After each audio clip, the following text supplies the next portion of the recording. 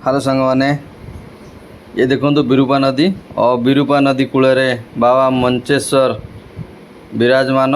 ये आप देखिपे मु एथरक गाँव को गलापर बाबा दर्शन पाई आसती।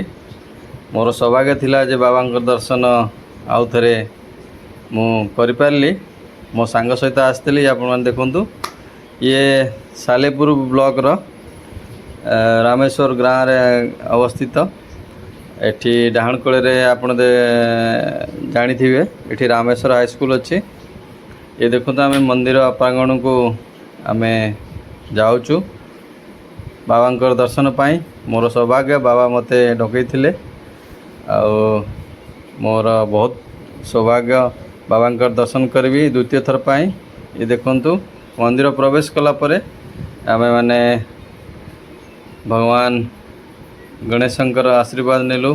प्रथमे कौन भल कार्य पूर्वर आगे गणेशंकर आशीर्वाद नि जाए। तेणुक द्वार मुहरे गणेशंकर मूर्ति अच्छी। ये देखंतु ये नंदी महाराज दर्शन कलु। कान आम जहाँ मागिबार थिला मागिलु भगवान का पाखे। तापरे मंदिर गृह रे प्रवेश कलु। ये तो लाइट नथिला तेणुक टिके अंधार थिला। जहाँ बाबा दर्शन हो गला। भीड़ अवश्य नथिला बहुत से दिन। आम आम सांग सागे द्वितीय थर पाई मु बाबा दर्शन पाइली से बहुत धन्यवाद। बाबा पाखे मु प्रथमे जो आसती एठी किछि मागी थी बाबा से मोर सफल करते से मोर जहाँ मोर दरकार थिला। तेणुक द्वितीय थर मु आसी बाबा पाखक आशीर्वाद नापी। जहाँ मोर भाग्य भल बा सौभाग्य मु बाबा द्वितीय थर दर्शन कर पारि। आपड़ देखो मंदिर प्रांगण ये केते सुंदर एवं कार्य भी चली। आप देखिपे सेपटे एपटे कार्य चली। बहुत ही बढ़िया सुंदर दृश्य। ये आमर मंचेश्वर पहाड़ उपरे अवस्थित बाबांकर मंदिर। आपण माने आस माने आखपाखे जदि थे निश्चय जाइए बुलायापाई। आउ जो मैंने जाइए निश्चय कमेंट करी जनइबे।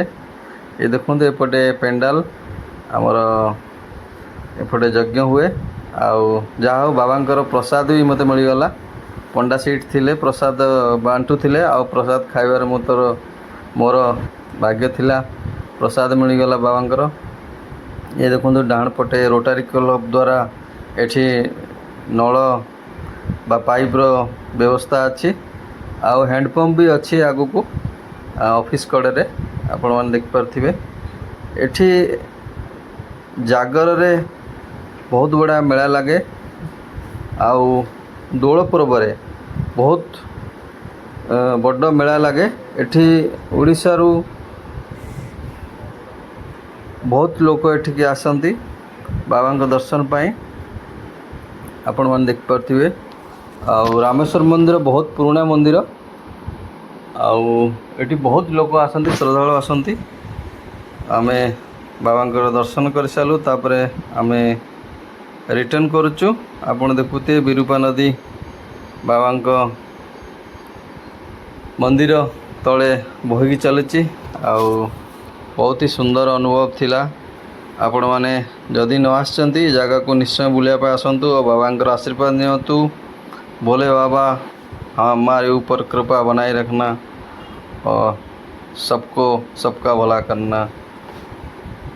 जय भोले बाबा की जय जगन्नाथ। थैंक यू धन्यवाद।